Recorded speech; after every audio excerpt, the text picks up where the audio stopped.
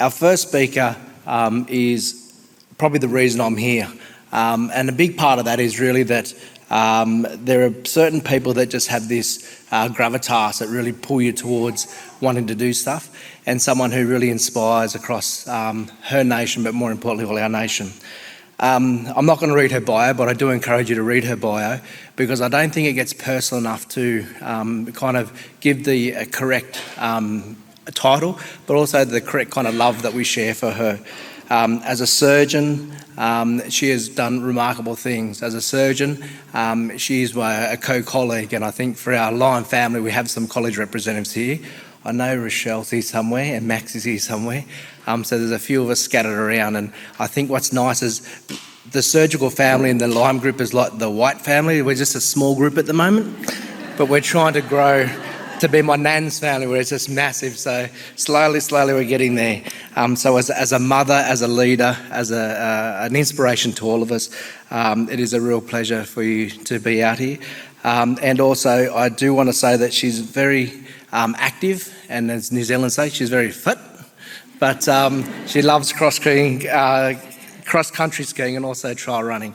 It's a real honour to have her here, and I really look forward to some of her insights. Please welcome Nadine. Good morning. Oh, I have heard this crowd yesterday and the day before. That was just not a good morning, so I'll give you another shot. Good morning. Okay, this is the Lyme Network that I'm starting to get to know. Thank you so much, Kelvin.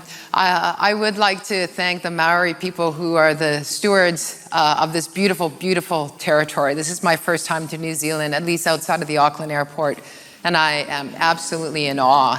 I would like to acknowledge our elders, past, present, and future, and really am relying on them to get me through this talk today, and to share with you some of my thoughts. So, speaking about Lyme, trying to figure out what to put together, I thought, well, you know what, why don't we just start at the top and sort of go down from there and prepare tomorrow's healthcare system to address today's health disparities. So I'm starting to get to know a little bit about the Lyme, but let's get an idea. Who here is from Australia? All right, okay, yeah, you can cheer if you want. Who here is from New Zealand? Oh, the New Zealand won on that one. Okay, who here is from Hawaii? Who here is from the rest of the US? Woo, okay. Okay, Canadians, where are you? All right. And any other countries? Samoa, wow, okay, very cool. Okay, we'll switch demographics. Who are medical students or residents or fellows? Okay, who are physicians or other healthcare professionals? All right, and who are deans, administrators, and the people in the colleges? Okay. Notice they were this kind of silent, kind of subtle types. Interesting. All righty, and who here feels like they're an expert in medical education? Okay. All right. Who here feels they're an expert in Indigenous health? Okay, interesting. Who here is for Lyme? Okay. All right. There's no one here that realized there was free coffee and came in the back door. Okay. All righty. So, in the Western way, we always have to put up these things called conflicts of interest. I'm going to throw out some questions today, and one of them is, if anyone can help me change this financial conflict of interest from none to something else, meet me at the back later. I'd love to talk to you. No financial conflicts of interest. But interestingly enough, in Canada at least, if you're described as so-and-so from, and it follows with a university, you must declare your conflicts of interest, potential, real, or potentially insinuated. And so I thought, well, that's important, because you need to know a little bit about me to interpret what I'm going to say. And it's hard because me professionally is actually somewhat hard to separate from me personally, where I'm from, who I came from, who my parents are, who my grandparents are, the territory I'm from. And so I think it's really important, because I can't separate professional from personal. That's important for you to know. So, some conflicts. I'm an Anishinaabe woman. I'm a First Nations daughter, grandmother, great-granddaughter, great-grandmother, granddaughter. I'm an Ojibwe sister, auntie, niece, cousin, a Native friend, colleague, community member, an Aboriginal physician, teacher, researcher, an advocate, an Indigenous mentor, mentee for sure, role model, Indian consultant, board member of national research agencies, a First Nations youth basketball and soccer coach. You know, when you think about it, if what I do is research or a physician or a surgeon or an advocate, and my goal is to improve Indigenous health, can anyone explain to me how I cannot personally benefit? So right now, if conflicts of interest, if that's important to you, I can get off the stage right now. Who here wants me to just get off the stage? It's too much conflict. Too much conflict, no? Okay, because I am conflicted. And I think this is a beautiful place to be in. I think it's a place of power. You know why? Because there are so many challenges, so many barriers, so many obstacles, so many people telling you that you can't do something, that you need this. You need this inner conflict to be able to deal with the outer conflict to keep going. So every time you get knocked down, you're more likely to get back up. I have this saying that's moved around from different places, from undergrad to medical school, and it's now in our house at home. It's just a little teeny little plaque, and it just says, I walk, I run, I fall down, and meanwhile I keep dancing. And I think that's in a way knowing the passion of the people I've already met in this room, I think that's where we're all coming from. So I thought now let's get a little bit to know a little bit more about you. So we're talking about these disparities, or what we sometimes refer to as gaps in health. I thought, okay, if I'm going to travel across the country, I got to go back to the UBC, University of British Columbia, and I have to say, this is what I learned, and this is what I found out, and maybe even get some input. So I thought, I'm going to ask everyone, Canadians and the rest of the group, do you think that Canada should commit to the goal of decreasing the health disparities or closing the gaps between First Nations people and the rest of Canada? But I have underlined and italicized and bold, commit. It means no rhetoric. It means not just a low-hanging fruit. It means not just a couple disparities. I mean everything, all the disparities that we need to commit finally as a country to decreasing the disparities. Who says yes? Any verbal with that? Yes. Who says no? Okay, and it's interesting, so we'll come back to that. So that's I just think that it shouldn't be decreasing, it should be eliminating. Okay, we're going to get back to that. So committing to the action. So let me tell you a little bit about Canada, because some of you, well, what you've just answered to is, so it doesn't show up there, but for the most part, people know where Canada is, generally speaking. We're the second largest geographic landmass. But when it comes to population, I think we're about 38th in the world. And you can see that most of our population is right along the southern border with the US. And the rest of the country is pretty much pale there. There's not a heck of a lot. We're 240th in the world in population density. Now compare that to our Indigenous peoples in Canada. There's 3 constitutionally recognized Indigenous groups, the Inuit, the Métis, and the First Nations. A lot of my talk will be referring to First Nations data because I'm First Nations, and that's where a lot of the data actually is. And you can see here that where you see pale here, Indigenous people really are actually spread throughout Canada. That pale area actually does have human beings living in it. Even along the Arctic Ocean, we have our Inuit populations. And so the demographics of our Indigenous peoples are different, and that's important to recognize. Now, there are disparities to tackle. And I think, unfortunately, there's a lot of parallels regardless of where you put your hand up from when I was asking which countries.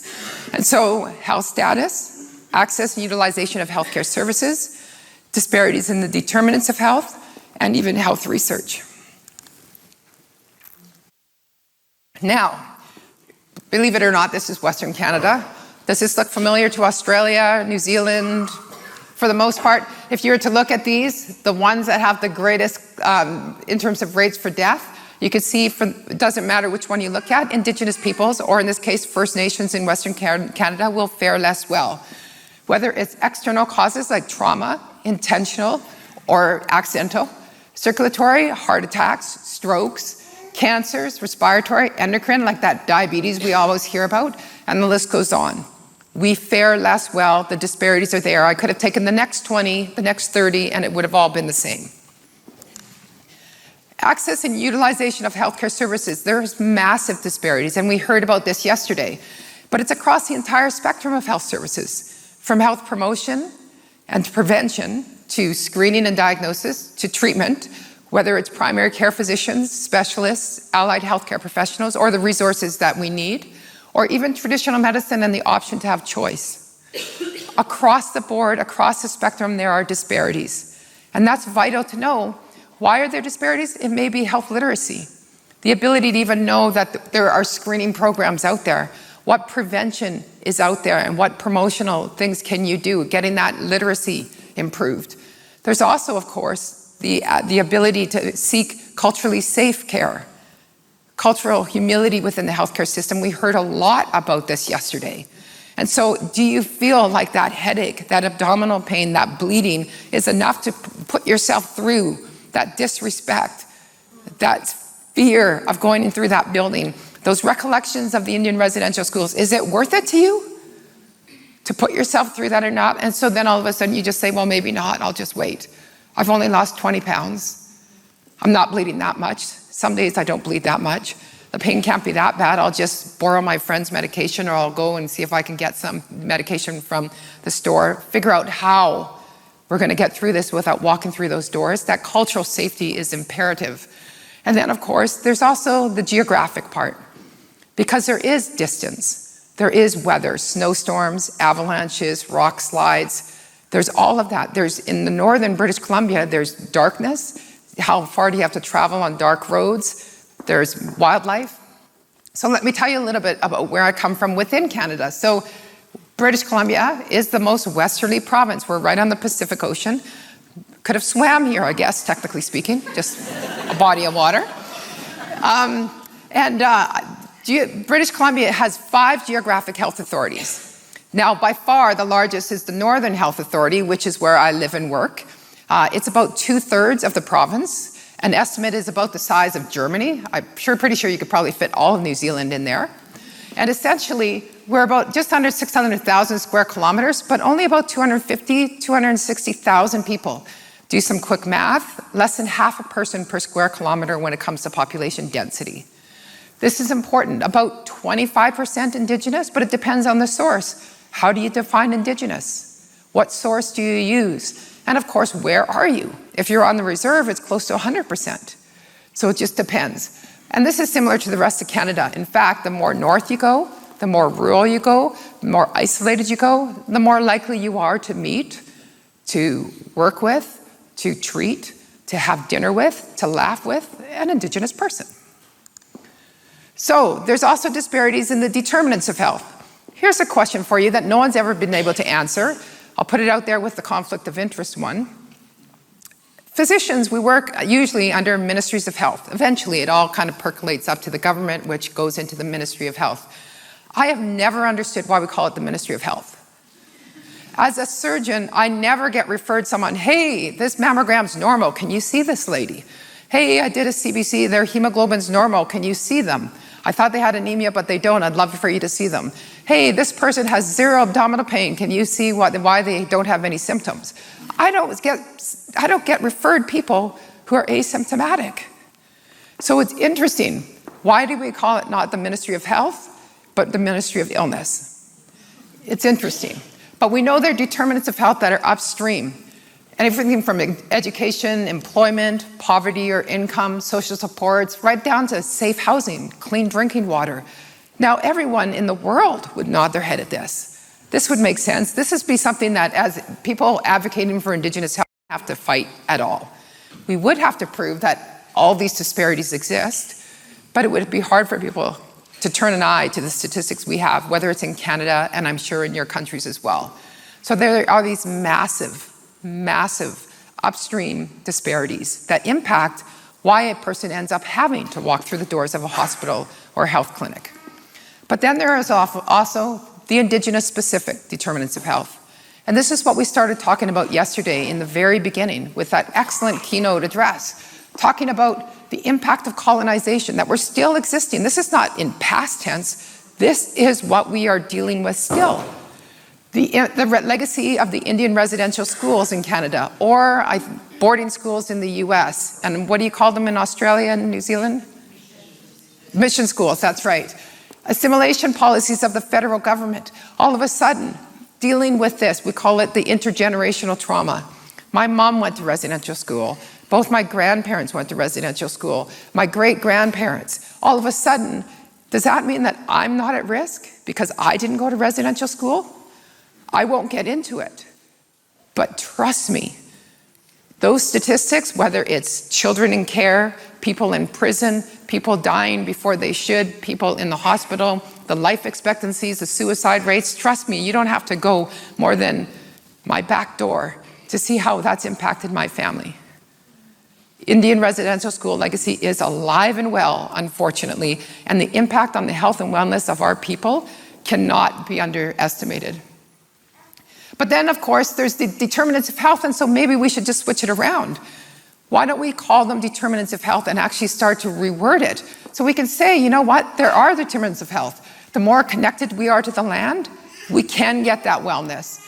Our connection to culture, our ability to practice ceremony like we did on that beautiful, beautiful day on Tuesday. The ability to speak our language, being around here and hearing all the Maori language is just so empowering. It's unbelievable. Hearing our Hawaii singers, it just touches you right to the soul. And the ability to search for self-determination and demand it. I think there's major disparities here. It's interesting. I heard yesterday that there's a famous quote that's out there quite a bit that we've been researched to death. I would actually say, I don't think so. And there's often another quote that you hear sometimes that we can be researched back to life. Every decision I make, what operation I do, what prescription I give, when I tell a patient when their next screening should be, what I tell them their chances are for survival or life expectancy after a diagnosis of a certain cancer, you know what? None of it is based on research on Indigenous people. None of it. My entire practice as an Indigenous physician is based on the hope that the billions of dollars spent on health research actually applies to the people that I work with up in northern British Columbia. I just hope. I hope that medication works. I hope that vaccine works. I hope that screening guideline is applicable, but I know it isn't going to be in many cases because every time we look, we go, oh my goodness, there's a higher rate of colorectal cancer in First Nations people in British Columbia, significantly higher rate. Same screening guidelines. I could go into so many examples, but I do know that I think that as a researcher, if I hope to collect data, translate that into understanding, maybe be part of a solution or a policy to ultimately have a positive impact, I do know that if the ultimate goal of researchers is to have a positive impact, then having access to research is a determinant of health. And I think that the greater the health disparities, like Indigenous peoples in our country, then the greater we are likely to benefit from health research, or the less likely we are to benefit if we don't get access to it. So I would say that unless we put access to research as a determinant of health, and we don't treat that as a disparity we have to fix, I think we're going to lose out there big time in a multi-billion-dollar way in terms of how can we find solutions that fit our people, that match what we need based on the questions our communities ask. So I said reducing the gaps and decreasing the disparities. And we had one person that said we should not decrease the disparities, we should eliminate them. The rest said let's reduce the gap. And I'd say that that's what I see a lot, basically across the board. Federal governments, provincial governments, medical associations, colleges, research bodies, they want to reduce the gap. So I thought, okay, let's ask the question. Is reducing the disparities an adequate goal? And I have 3 questions about these goals. My first one is it adequate? And it is common, make no mistake about it. In the US, looking for reducing the health disparities. At the NIH, the largest research funding body, they want to reduce the disparities. The Canadian Institutes for Health Information, they want to reduce the gaps. Looking at this in precision medicine, reducing inequality. Of course, in Australia, this is the Closing the Gap report to Parliament. This is the United Nations, and this is New Zealand in 2011 in The Lancet, saying about your bold strategy for reducing health disparities. So it's very common, it's out there, it's accepted as a goal. In Canada, we have the Truth and Reconciliation Commission. So basically, that was an outcome of the Indian residential school settlement, which was the largest class action suit. It came about in about 2007. One of the deliverables was actually for the federal government to establish the Truth and Reconciliation Commission. All of a sudden, thousands of residential school survivors could tell their stories. And over a period of years, millions of tears were shed as we started to hear the truth that needed to come out in order to obtain, or at least hope for, that reconciliation. So the truth started to come out. And after that, in 2015, they released a report that was hundreds of pages long. But you could get the Coles Notes so that every Canadian could read it in like 10 minutes. 94 calls to action. And of course, some were right underneath the subheading of health. Number 19, they called to close the gaps, working with the federal government and Aboriginal partners to close the gaps. They gave a bit more information, even in the Coles Notes, and they said, okay, look at things like infant mortality and life expectancy. They even brought up the health services, appropriate health services, including cultural safety. So they wanted to close the gaps. So let's look at some of the gaps. Well, life expectancy. You can see here the gaps between this is First Nations and the rest in BC, but it doesn't matter what province you look at in Canada, it doesn't matter which one you're going to see the gaps. And the same thing with mortality rates. You can see significant gaps there. Roughly about 7 years. If you are First Nations, if you're born with First Nations blood flowing through your veins in British Columbia in that year, you're about just under 7 years less in terms of life expectancy.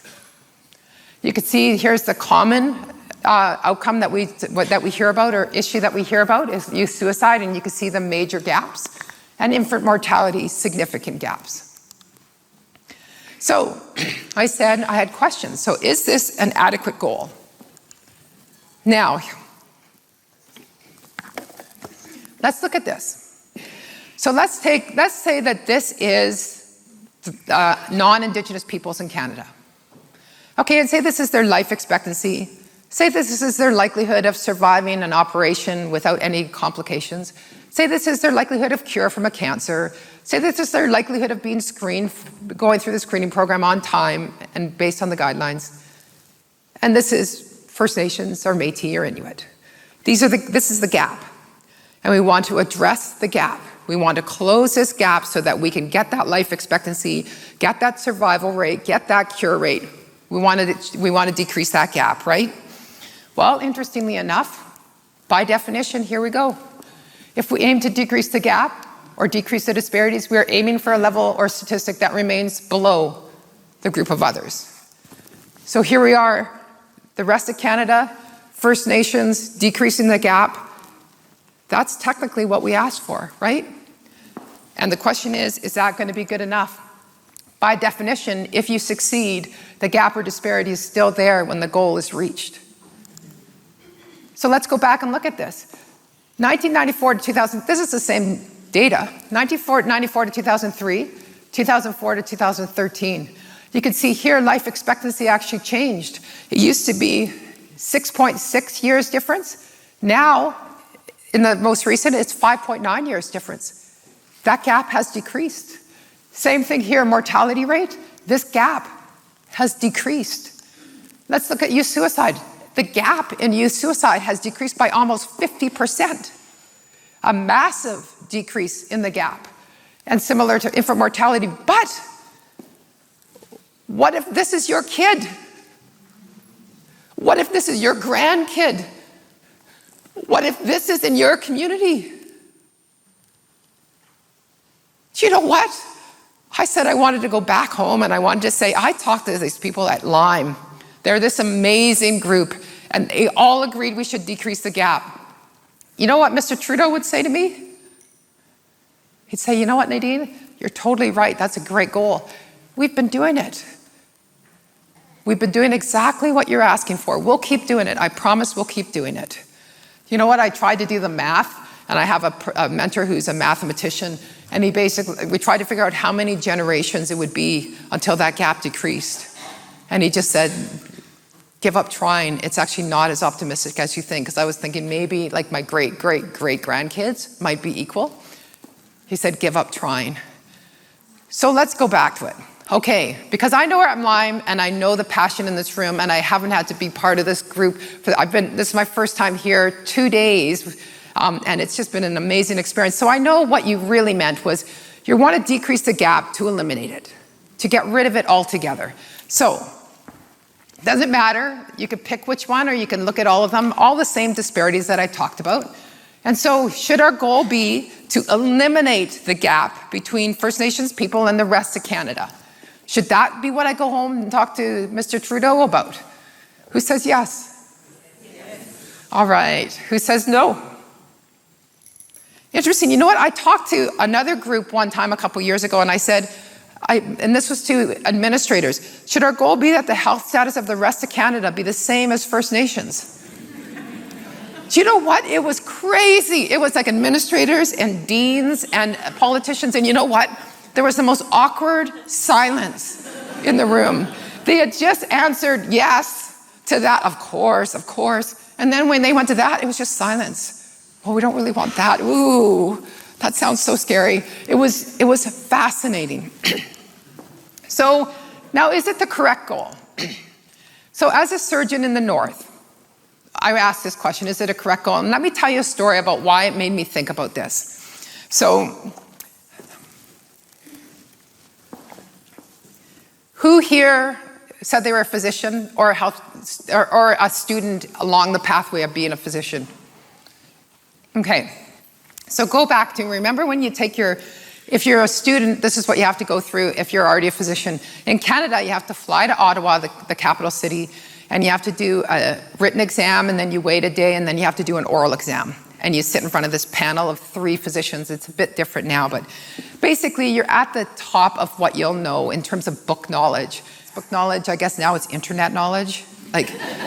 But for the most part, textbook knowledge, you just know everything. You know how to stage every cancer. You know how the mechanism of action of every drug. You know every dose. You know every protocol. You know every guideline. You know it all. So you go in.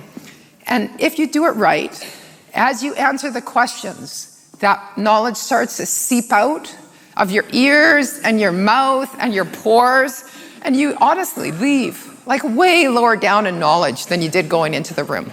But as long as you time it right, that's okay. So that's what happened to me. So I left and I passed my exams, and then 2 weeks later, I'm up in Prince George, where I live now. I was doing a locum. And the week before, I'd seen a patient and sent her for a breast biopsy. There was a mass that she had felt. And so I sent her for a breast biopsy, and I was seeing her in follow-up, and it was sad news. The biopsy came back as cancer. And so I had to sort of then walk her through what I would recommend for the next steps. But I was ready for this. I had this knowledge all in my head. So I was explaining to her that her options would be a mastectomy, which would be removal of the whole breast, including the cancer, or it would be breast-conserving surgery with a removal of normal breast tissue, followed by radiation for about 4 weeks.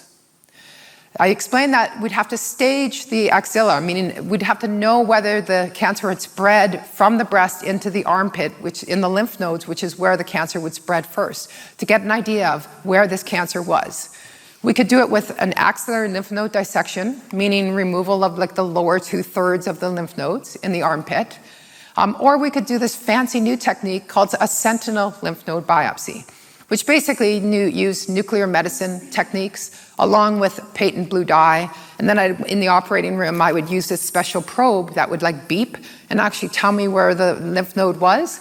And I would look with my eyes to see where the blue dye went. And between those 2 techniques, I could pick 1, 2, maybe 3 lymph nodes. It had less morbidity. It had less complications, especially things like lymphedema. For a young lady, that would be really important, less swelling of her arm or the risk of it. And I explained if she chose mastectomy that there was an option for reconstruction because plastic surgery was covered under MSP or the universal health care because this was going to be considered part of her breast cancer treatment. But that she should consider that and know that if she's trying to make a decision between mastectomy and breast conserving surgery. So I thought I did a brilliant job. I mean, all this information was right there, and I knew I sounded confident. And then she started asking me questions, and I realized I really knew nothing. This patient was brilliant. She asked me questions that I had never been taught were even questions to be answered. So she started asking, and I started having to explain, well, there's no radiation up here. The closest radiation is about 800 kilometers away. Well, we don't have any plastic surgeons in the Northern Health Authority. So I'd have to refer you down to Vancouver. But because you're from a different health authority, from what I understand, basically the immediate reconstruction wouldn't be available, but you'd be on a wait list, and maybe in 2 to 4 years, you'd be able to get your reconstruction. Well, we don't have the sentinel lymph node probe, that fancy probe I told you about. We don't have one, but I'd be happy to refer you to a surgeon down south who could do that. All of a sudden, what were options on the textbook page or on the guidelines or on the internet were not options for her. It was amazing. But you know what? I was surrounded by passionate people who were working in the North, and all of a sudden, we started working on figuring out how to fix this. And by we, meaning the medical community, people way, way above me worked super hard. And then all of a sudden, before we knew it, that's where we were. Where are we now? Well, we have 3 plastic surgeons in our hospital. We have 2 sentinel lymph node probes in our hospital. And in 2012, we opened up our own radiation facility at the BC Cancer Centre for the North. It was amazing, amazing. That whole conversation I had with that lady back then, I would have been able to answer with completely different questions if I met her today. We eliminated the gaps. Or did we? What do you think?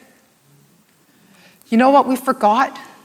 We forgot that an average human being on the planet at the time was still scared to death of cancer. People wanted better technology. They wanted more accurate technology. They wanted faster service. They wanted new techniques. And so essentially, while we were looking for a plastic surgeon, or we were trying to get a radiation center that had been in Vancouver for decades, you know what? They were doing things like PET scans. They were doing breast MRIs. You know what they were doing down there? If you were not responding immediately to chemotherapy, they were actually doing DNA sequencing of your tumor. They were applying oncogenomics to get the spelling of your tumor to figure out how exactly could they do precision medicine to your tumor to fit you specifically. All of a sudden, you know what? I think we were further behind than when we started out. What we didn't realize was the moving goalposts. And I think we have to be careful about what we aim for. Because if we only aim for the gaps, we're going to miss what we really want. And so I think eliminating the gaps can be a really dangerous goal and maybe not the correct goal if we don't take that into consideration. And I have an example. I know I'm running out of time, so it's in silent genomes, but if we have time, I'll come back to that. So when we get there, who here has had kids or has ever been a kid? Okay, good. I want to make sure I'm not losing you. So this is a picture of my daughter when she was in elementary school in the beginning of a cross-country race. So the enthusiasm, the excitement, and off the kids take off, right? Can you imagine if they don't look that enthusiastic about 2 kilometers in? So as they're coming to the finish line, could you imagine if you just moved the finish line 100 meters back and then 100 meters back? Even the most enthusiastic of children would slowly give up. Could you imagine if you didn't move the finish line? What you did is, as the kids started to come in, the finish line, well, they didn't finish on time. So there was no one there to hold the ribbon so they could get that feeling of crossing the finish line. There was no one there to hand them a ribbon. There was no one there to give them juice or water. All of a sudden, a very different experience. I sometimes call it the caterpillar effect. I think it's just things that happen in society, generally speaking. I asked my husband the permission to tell this story because I run with my husband and I love running with him and I love trail running. And I love running with him because also there's like bears and stuff like that. So the only problem is my husband's a phenomenal athlete. That's a massive problem. Do not marry a phenomenal athlete. So we'd go running and then there's this one trail we run called the Ridge. I should have figured it out. There's a ridge, which means you have to run up to it. So we're running, and then there's this hill, and it goes on forever and eventually curves. Now, the only problem is he doesn't recognize it's a hill. So he keeps running at the same speed. And up he goes, he just bounds up this hill. Now, I like to think that I have a greater physiologic IQ. So I can tell there's a hill. My heart rate starts going up, my respiratory rate goes up, my oxygen level drops, I can feel the lactic acid. My physiologic IQ is very high. And then all of a sudden, he's nowhere to be seen. And so then I come up and I round the corner, and then all of a sudden, there my loving husband is. He's waiting for me. Now, there's actually a sign that says it's the highest point in Prince George. And so he's waiting for me, and as I get there, guess what he does? He takes off. Because I've caught up. Now, I have two options at that point. I can either keep running, because I've caught up to him, but then remember, he's rested, and he's taken in the view, and he has no lactic acid, so I know I'm not going to be able to keep up to him. Or I can enjoy the view, I could take a break, I could take a water break, and then recognize that even if I can run twice as fast as I was running before, I'm not going to catch him. That's what we have to be careful about in terms of what we aim for. Where are we aiming for? What are we adjusting to when we look at what is the proper goal? Is it eliminating the gaps? And I think it's not quite the correct goal. So my next question is it just an odd goal, eliminating the gaps? And I'm saying not just decreasing the gaps, not just eliminating them, even if we take into consideration the whole thing about the moving goalposts, say we do that and we keep that in check, is it just an odd goal? What do you see here? Someone want to tell me what this picture's about? A baby. Okay. So there's the head, there's the back, cute little toes, the belly, hands.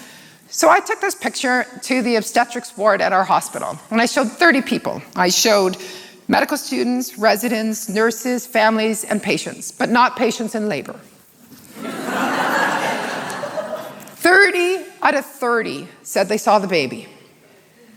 The first 30 I asked, 30 said the baby. Now, I took it over to the surgery ward. Same picture, same day, same country, same province, same hospital. Now, does anyone want to know what some people saw? What's that? No, but that would be great if they did. You know what? I see a view. I see two. Yeah, okay. So there's a couple hand in hand after a run up the ridge. The tree, there's the branches of the tree, and then there's a body of water with a forest over there. They saw a landscape. The same day, 27 out of 30 saw a landscape. It was fascinating. It's all a matter of perspective. And that's why, as an Indigenous healthcare provider, caring for Indigenous peoples, I think it's just a matter of perspective. And so sometimes people call me a disruptor when I ask these kind of questions. Is it an odd goal? By definition, to me, it's putting a ceiling on what a population can aim to achieve. Does that make sense?